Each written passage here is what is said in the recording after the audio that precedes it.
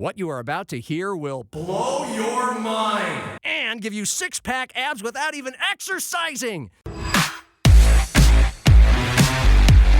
Pull up a bar stool and relax. Hey, who wants to have some fun? You've made it to Happy Hour with John Gaskins. Oh, no. Not again.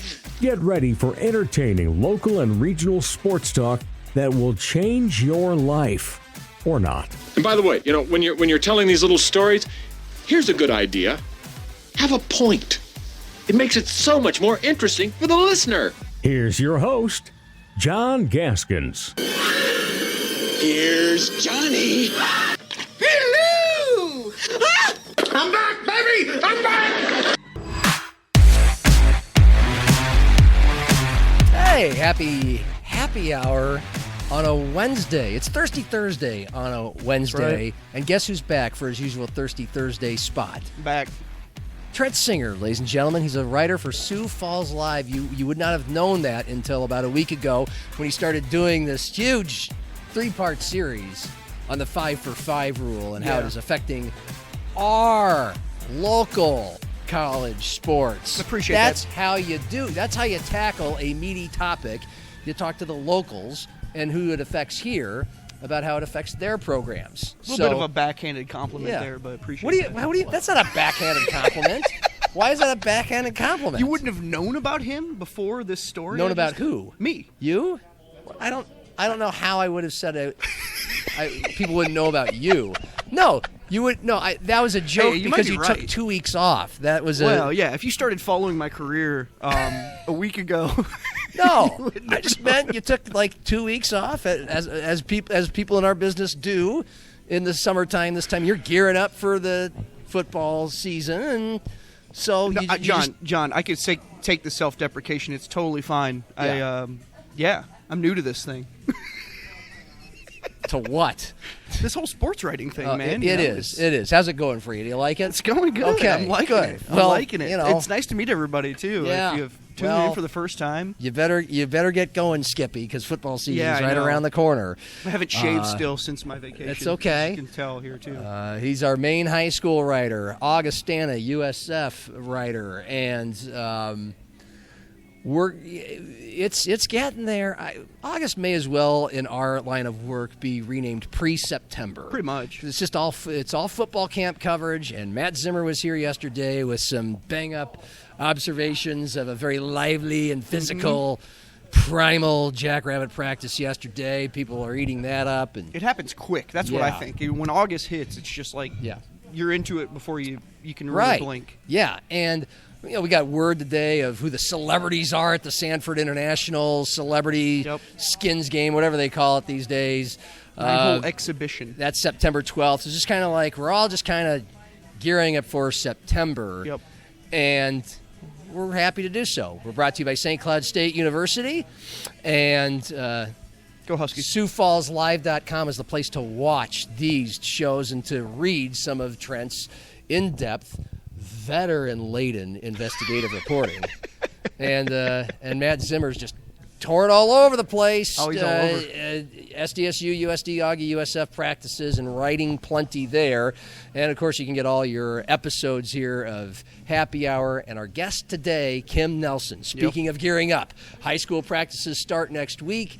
And the all-time South Dakota high school football wins leader, a head coach for 43 years, all you'd ever known. In the last 2 seasons, up till now, he's been an assistant coach for the first time in his life. 1 year coaching freshmen at Roosevelt. This past season, and starting next Monday, his second season at Sioux Falls Christian as the offensive coordinator. And as you would expect, Trent, I know you haven't yourself consumed the conversation, just a wonderful guy to talk football with. Yeah, he's got to be excited, too, about this team he's bringing back, too. Yeah. I think the Sioux Falls Christian team is going to be really good again. But, yeah, what a cool moment for him. I still remember after that state championship game, him on the field hugging some of the guys, and I thought, what an awesome moment for Kim. Yeah. To win that state championship as a coordinator and really, deliver one for Jared, who was an assistant coach for him for so long, too. Yeah. So that was pretty cool. Yeah, he has his recollections and feelings, his true, candid feelings about not being a head coach, because as a head coach, he called the offense his entire career. He got to run it, design it, call it, do whatever he wanted. And all of a sudden, he doesn't have full authority. And occasionally, including a state championship game, it kind of got taken from him. Yep. And this is what I love about Kim. He's authentic and does not give the canned answer. Like, he just tells you exactly how he felt about all of it in a very casual manner. And he's just one of our favorites. So Kim Nelson, our guest today. And what else was I going to mention about today? Well, yeah, we are going to bring up the Canaries. They're in town. Like, August is still baseball. Yep. Twins now are acting like playoff contenders, at least with their trades. Zimmer talked about all that yesterday. And apparently Kyler Murray, shocker, is finally starting to, after a few days, starting to outperform J.J. McCarthy, who apparently looks terrible. Was it that, like, the last first 2 or day 3 at camp, practices. everybody was like, he threw like 3 60-yard touchdown passes, Yeah. and everybody was like, well, here's your guy. Yeah. So why is this now we're coming to the conclusion that this was his job? Perhaps it's a marathon, not a sprint, and Kyler Murray's trying to learn the offense and is a little confused by it and now has the hang of it and is now performing more like, a more accomplished veteran in the NFL, which he is. But we've talked about that plenty. Before we get to your 5 for 5 stuff, the Canaries are in town this week. The stretch run of their season is hitting. They're about exactly a month away from the final game. They're in good position for the playoffs. 8 of the 12 teams in the league make the playoffs. They won 9 out of 10 out of the All-Star break. They won just 2 out of 6 on the road. 3 close losses to the teams who beat them in the championship series last year over the weekend. And then they opened a 6-game homestand here in Sioux Falls last night with a 4-2 win over Fargo-Moorhead, who they are neck and neck with, along with Winnipeg, 2nd, 3rd, and 4th place in the West Division. They got a really cool thing going on tomorrow night. If you're Thursday. catching this on Thursday, or tonight if you're catching this on Thursday. So, it's minor league baseball. And to you, Trent, when I say minor league baseball, what kinds of things come to mind? That minor league baseball does, it's, just a little different from Major League Baseball when it comes to the games and the fan experiences. Yeah, I mean, it's a little bit more personalized, right? Like, Yeah. it's a little bit sometimes more geared towards players who people literally know, right, within their community. And I think, that's what makes the Canaries pretty unique, is everybody has a connection with Jabari Henry and Mike Hart and these veterans that have been with the team for so long. So you get to be a chance to be closer to the players. Yep. After every game. Of course, you sit closer to the field because it's a smaller stadium and it's more affordable.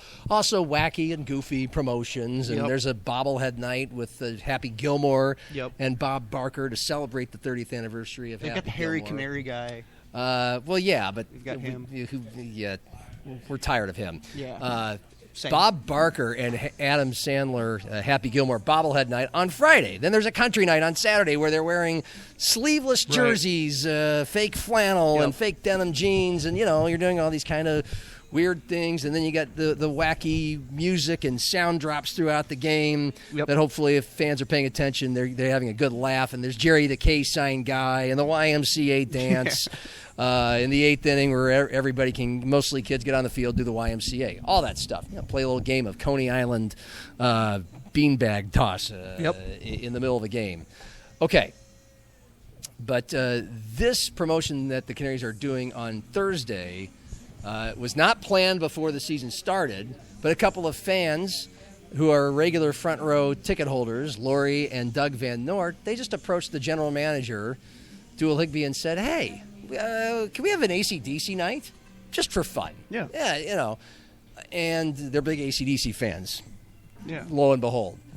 And we could do special jerseys. We'll help on the design. Yep. And Dual's like, that sounds great, but why don't we'll do it if you agree to have all the proceeds from the jersey auction, because the special jerseys for always are going to end up going to fans who bid on them. Yep. And the proceeds will all go back to a pitcher named Ryan Richardson, who was a really good reliever for the squad last year on their way to the championship series, and then was diagnosed with cancer after his routine league-mandated physical in May. He's just been battling cancer all season. He hasn't been on the roster. He hasn't been paid a cent by the Canaries because you can't pay guys who are not on the roster. He's unable to play, obviously, because he's going through cancer treatments. And by the way, he's single, and he's living with a Canaries host family. He hasn't had much income, so he stays at one of our fans' house. So anyway, Thursday night, AC/DC night, special AC/DC jerseys, and all the proceeds will go toward his medical expenses. And oh, by the way, these fans and Dual decided, well, why stop with a jersey auction? Let's just have a bunch of different prizes. Let's get a hold of local businesses, and let's put together more ways for people to come out and help out Ryan Richardson. So things like lab-grown diamond earrings from Greenberg's, 4 courtside tickets to a Skyforce game, $75 gift card to Shenanigans, $100 gift card to Franklin Food Market, 60 coupons for Brew Pub Pizza from Bernatello's, Canaries swag, all kinds of stuff. And so it's basically, as opposed to your usual preseason planned, elaborately planned, and sponsored promotions that the team kind of determines, and it's going to be on this night, and they get it all down months before the season starts. Just a month ago, these two fans duel have turned this into a huge fundraiser. Wow. For Ryan Richardson, and they're hoping, obviously, for a huge crowd. If there's one, we think Canaries games are really fun and a great part of a Sioux Falls summer, especially for people who like baseball. And if you haven't gotten out there yet, if you're going to go to one game this year, Make it this one, right? On behalf of the Canaries, they mean it. Yeah. Make it Thursday night just for this. No doubt. That's an awesome cause, man. I mean, it's a player who's gone through a lot here in this last year, and you got to imagine too, empathize a little bit too. These guys are playing for the love of the game too. They're not making a lot of money. No, if any, to do. And this. he gets zero. He has no income. So it's a really cool opportunity to help out a guy who's obviously meant a lot to this team and this organization, and for them to give back a little bit too. That's a really cool thing for the Canaries to put that together. The other element of this, there's two more elements. One is he did an unconventional thing, deciding on where to spend his time getting all these cancer treatments. And obviously some days being physically unable to do much of anything. And a lot of people will go home, right? Wherever you're from, wherever your parents are or family are. Ryan Richardson decided to stay in Sioux Falls. In one season with the Canaries last year, he became so connected with his teammates and with the culture that Mike Meyer has as a manager who's been there for 10 years now, has made it to where it's become a place where a lot of players in that league and independent baseball want to come play. Big reason why the Canaries have won more games than any team in the league over the last 3+ years, combining regular season and playoffs. Yeah, that cohesion and that culture, I think. Yep. So, and you've done stories on this, and you've gotten to know that. It's why guys like Jabari Henry, the league's all-time home run leader, and Mike Hart, one of the league's best players, just keep coming back, even though they're kind of ready to retire. Right. It's because they're having so much fun. Yep. And so, Ryan tasted that for just a year, and he was planning on coming back. He was one of the first two guys officially signed to the 2026 roster back in the winter. And then he gets here in May, and just a couple weeks out from the season starting, getting diagnosed with cancer. Brutal, he man. said, you know what, I'm going to stay here. Yeah. I want to because Sanford Health, a very renowned healthcare system. And so you have good healthcare and being surrounded by his Sioux Falls Canaries teammates. That's kind of become his family. And so I think that's another super cool part of the story. And on days he's well enough, he's gone out and practiced with the team. I'll take it a step further. It's a physical, man. That was what detected this. I think everybody should be going out, get a physical. It doesn't cost you much. I mean, it's, if you have health insurance, it's, a copay, right? Yeah. Do it. I mean, it's stuff like that can save a life sometimes, right? That's crazy. So I was in Nebraska over the weekend, Omaha and Lincoln, just talking to old friends.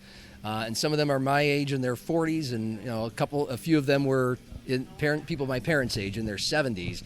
And this kind of stuff comes up the older you get in conversations, colonoscopies and detecting prostate cancer and blah, blah, blah. Yep. It just becomes a part of the lingo.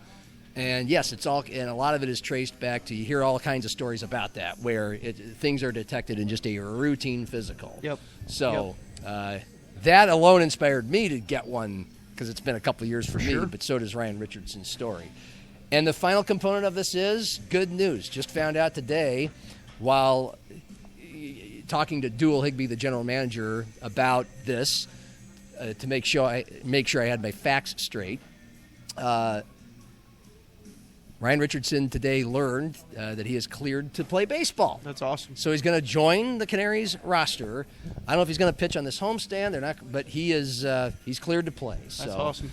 Very cool. But he still needs a lot of financial help, and so I think it's an ongoing battle. I'm biased because I'm there every night, and I'm certainly part of the drive to promote everything we have, so people will come out and the team can stay in business and thrive. And you're a guy who who covers the team periodically. Comes out to some games as a fan, a few every year. Yeah, I haven't been to any this year. This might be the one I go to. I mean, Yeah. I'd love to catch one on this homestand. We got beautiful weather this week too, so that should not deter anybody. But maybe Cordell wants to go to a game. Cordell with wants to you. go on a date. Maybe take There Cordell. you go.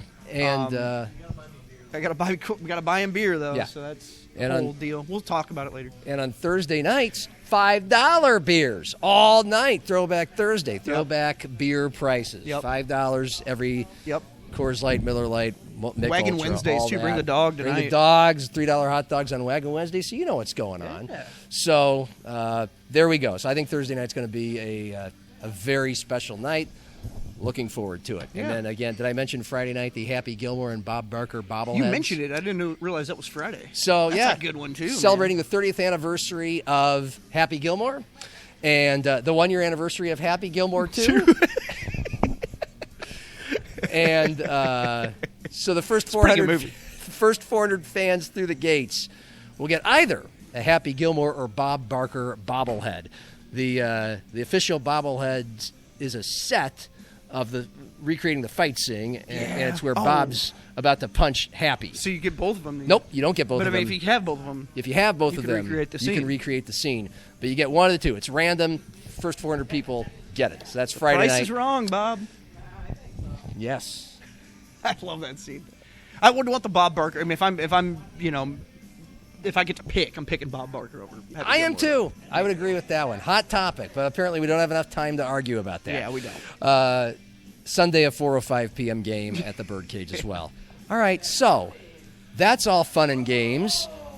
So summer can be a little sleepy beyond the baseball, and we get ready for football season. But you spent, it sounds like, a lot of time before your vacation, or has it been since? It was really well. I was Diving into the meat. beforehand. Zim said he wanted me to do a story on it, Yeah. and so I started figuring out who I was going to talk to, and then I started to realize, look, and I sent him. I think I called him or sent him a text or something. I was like, look, this is going to be a little more than a story. There's just too much here to talk about because there's so many different angles for this 5-for-5 rule. When you talk about it affecting, I know it's primarily geared towards the revenue sports like football, basketball. When you really start digging into it, though, it affects all sports, right? All Division I athletics. So there's a lot of angles that you can really go at this thing. And I kind of, when I started talking with people, I was like, yeah, this is gonna require more than just a story. Yeah. Yes. And so we learned about the 5-for-5 rule, and we're trying to keep it simple here. Yep. You really get into the nuts and bolts while trying to still make it digestible. That's a goal for any story, is to help people understand this better, because it does impact the fans, the readers, the people that go to these games, invest in these teams financially and emotionally. This will affect everyone in college sports. And I think by now we generally know what the 5-for-5 means. Yeah, Every athlete but go ahead. Yep, I'll explain it in the simplest terms I can. You get 5 years of eligibility once your clock starts, and that clock now starts either upon your enrollment to your whatever university that you have committed to, or upon your 19-year-old birthday. And that's a big distinction when you start talking about specific sports, and I'll get to that a little bit. But, I think the first thing was I talked to Cody Schilling, talked to Chris Johnson,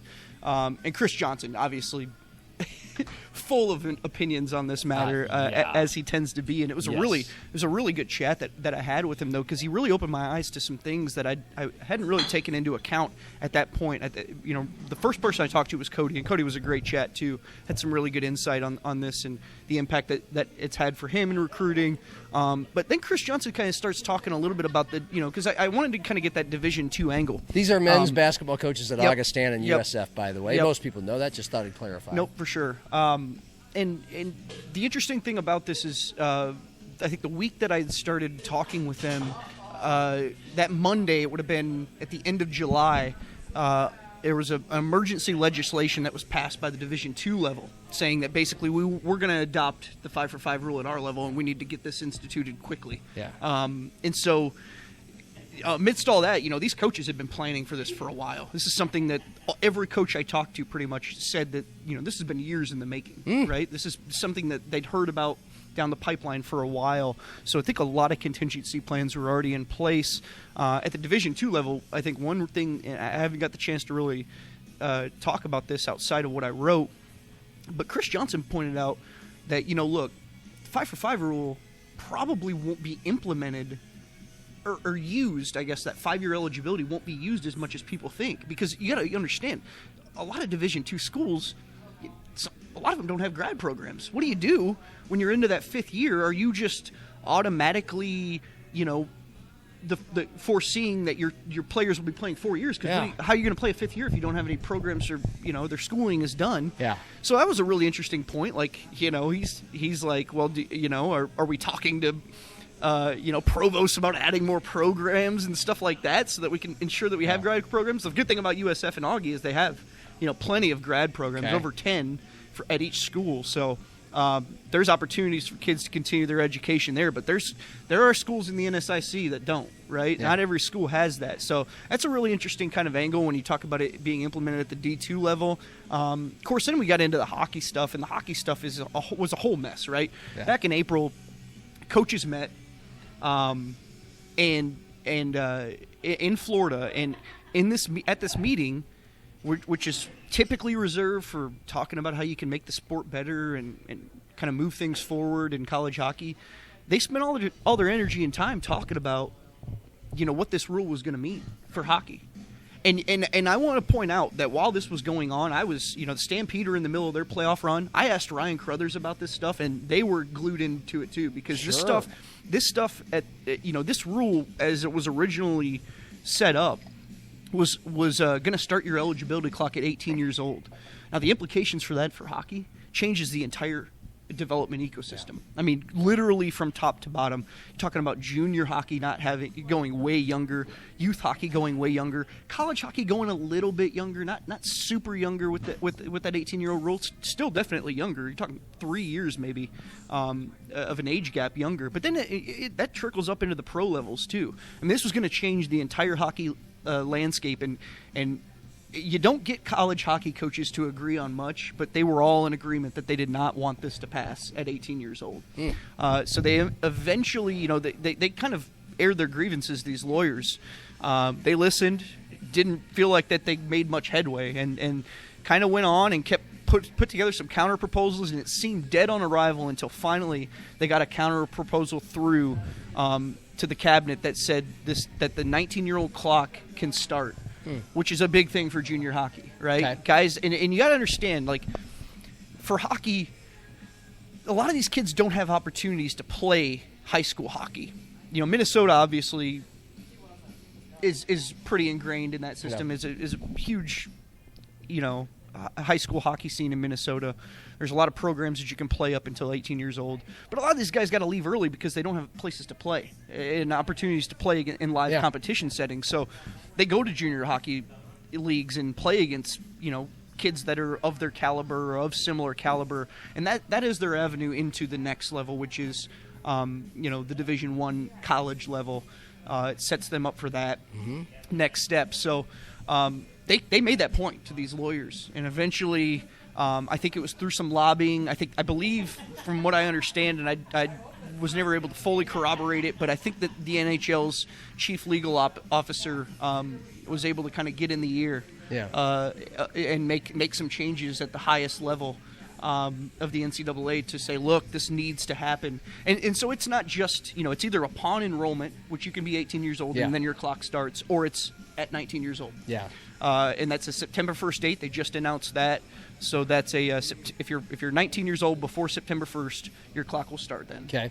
And going back to the fact that when we all learned that this was going through, this is going to happen, this needs to be implemented, I remember it was about a month ago or so, and there were caveats like this helped any athlete who wanted just a little more eligibility, except for those who were class of 2022 and who did not redshirt, didn't have medical hardship. They played 4 years, or they expired their 4 years of eligibility. They went 4 in 4.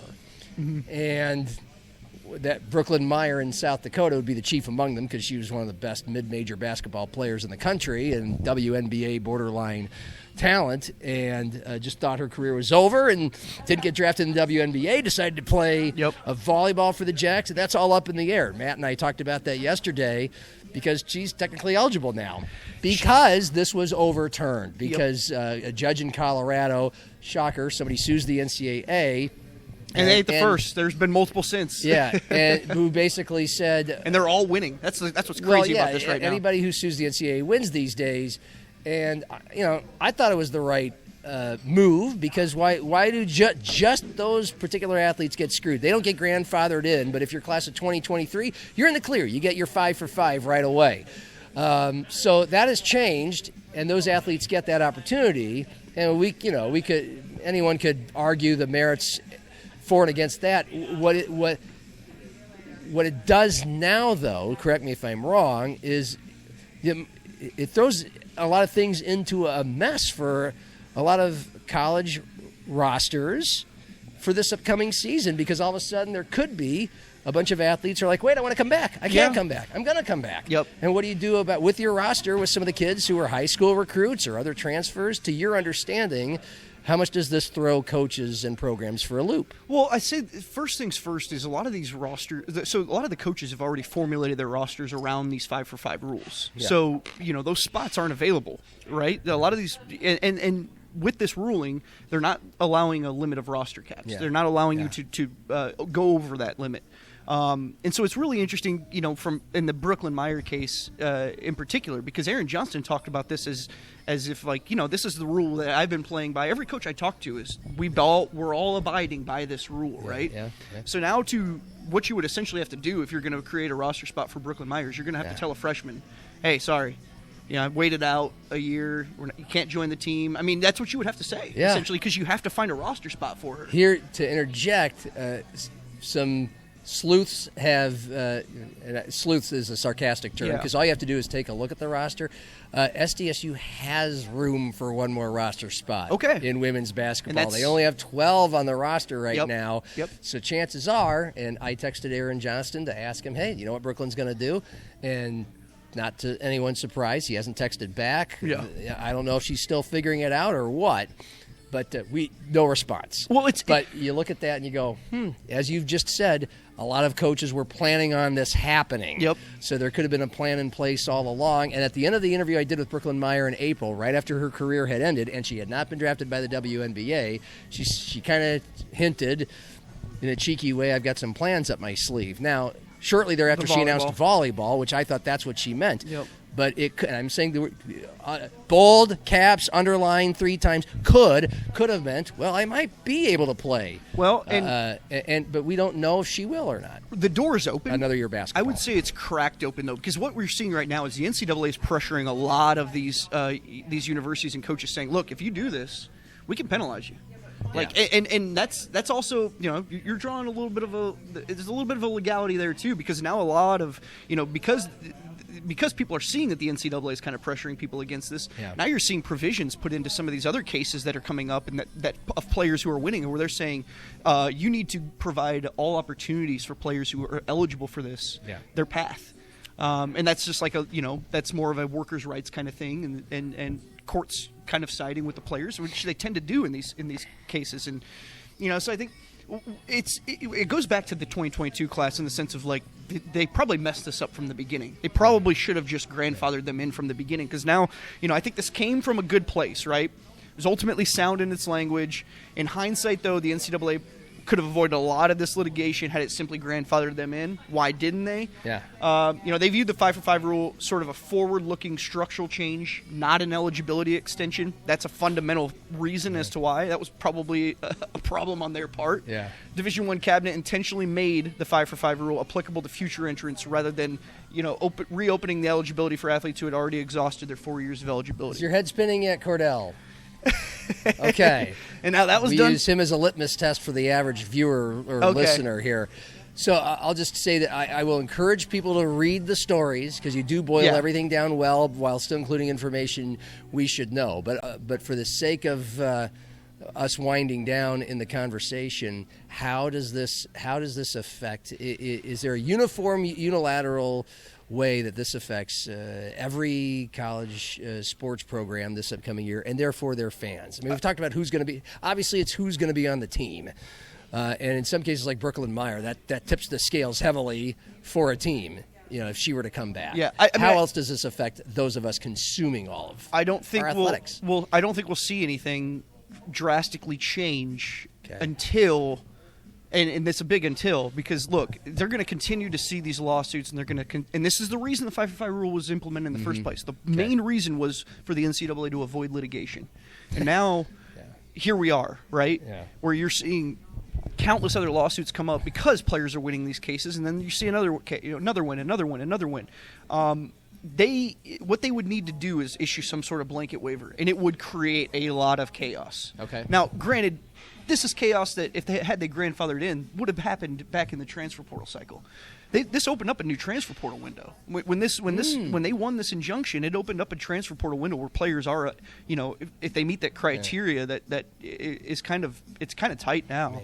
You had to have already been in the transfer portal. There's a lot of things that are that they're saying will allow or let pass. They call it a ghost transfer rule. Oh my goodness!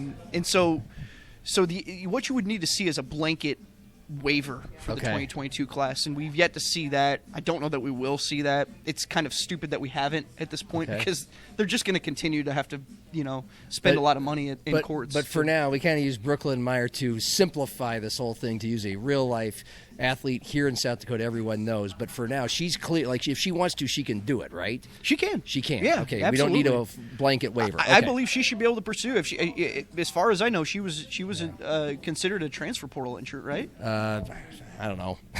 So that would be, that's. I think that's a main thing too. Is you have to have already been in the portal. At least that's what I'm seeing a lot in the hockey side of things. All right. And I've been more glued into that just in terms of seeing how that's changing college hockey. All right.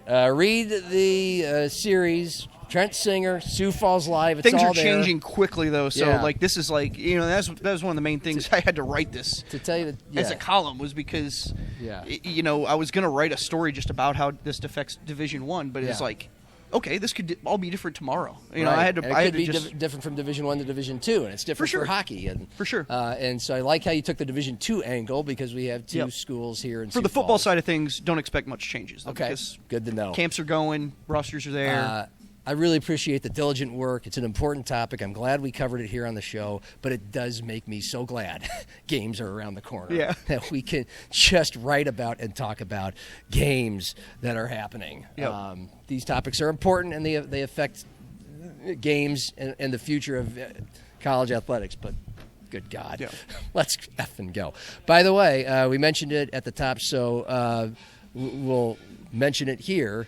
The Sanford International Celebrity 4-man game for Saturday.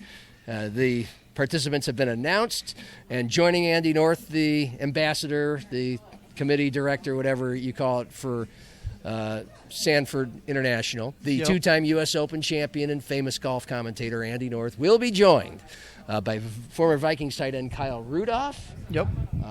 John Randall, Hall of Fame former Vikings lineman, who's known as just the way he played, a very fun, electric personality.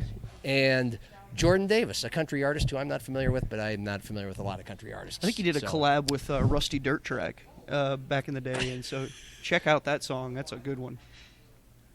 Yeah. Is there really No, somebody there's named Rusty Dirt Track. You haven't heard him? You're screwing with me. No, man. He's a new country artist. He's up there doing stuff. It's killer work. Jordan Davis did a song called "Buy Dirt," featuring Luke Bryan. Apparently, Buy dirt. Multi-plant. How's that go again? Can you give us a little? Buy dirt. Oh, thank you, Cordell. I don't even know. Is that how it goes? Yeah, that is. Well, yeah. It's probably not that tough to detect. Seriously, dirty track. We kind of I could have jinxed you there too. We did the same cadence and.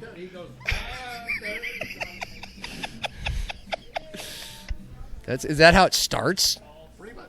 Okay. Well, that's the chorus. Country music these days can sometimes be predictable to peg. A little bit. It's kind of a microcosm about it. What my world spins around? Okay, check that one out. That's Rusty Dirt Track did not produce that song. Zimmer, Rusty. I can't believe it. Zimmer did a recent tweet, and I'm scrolling for it right now. Indoor Football League, because of course the Sioux Falls Storm 2 years in a row without them, partly because they couldn't land the deal with the Premier Center. Oh yeah. That was why I was and they stealing couldn't land from. a deal with Midco Arena. Cody Cowboy Hat. So Matt Zimmer just subtweeted the Arizona Rattlers taking down the reigning champions to advance to the Western Conference Finals, and Zimmer said, "It'd be cool if Sioux Falls was still a part of this, but the Premier Center needs those dates for Cody Cowboy Hat and Riley Labrador and Laney McMiller light shows." I love it. And then, because Zimmer has a good following of people, there were other contributions to this thread, like, I'm a big Copenhagen country fan. This is my favorite right here. Who? Where? Just when he just reiterates. I saw Cody Cowboy Hat open for Truck Thompson at Dipfest in 2008, to which Zim replies, Truck Thompson sucks. I saw him open for Reba Cousin Humper one time. I love it. But, hey, Jordan Davis playing in the Sanford International. It's okay. Well, what's his dirty track? Maybe he'll be the caddy. Rusty Dirt Track. That'd be great if he'd be the caddy. And then, maybe we could recreate a scene from Happy Gilmore and tie it all together. Oh, I hope he sends me to the presser again. I'd love to ask him about, just all the work he does with Rusty Dirt Track. Okay. Yeah. Well, please do. Yeah. I want to. And I had a career moment last year when I got to record. interview Chris Carter about Steve Bliss. That was still, a career moment for me. 4-minute answer about Steve Bliss. I'd love to know what Chris Carter would have to say about Carbliss myself. But yeah. Carbliss, why? Because I like to drink Just Carbliss. curious? Yeah. It's a low-calorie alcoholic drink. Gluten-free. All right. We got to get out of here. By the way, big thanks. They serve it here at and a sponsor of the American Association of Professional Baseball. You can enjoy it out at the Birdcage, along with your $5 domestics for Ribbons for Ryan Knight. Playing some pavement. They're playing some pavement in Gibbs right now. Let's go. Big thanks to Dirty Dan, the fine folks at Gibbs. Speaking of getting ready for football season, Saturdays to Sundays, if you're on the east side or near the east side of Sioux Falls, what a wonderful place to come watch all the games, enjoy fabulous food. They always have good service here. They'll take care of you. Yep. We are just around the corner. That's right. For video producer Cordell Wright and for Trent Singer, I'm John. Tomorrow, it's the dudes from Jackrabbit Illustrated. The podcast. I mean, you talk about guys who have some inside stuff on the 2026 Jacks. Can't wait to meet with them here on Happy Hour. Cheers. Cheers, sir.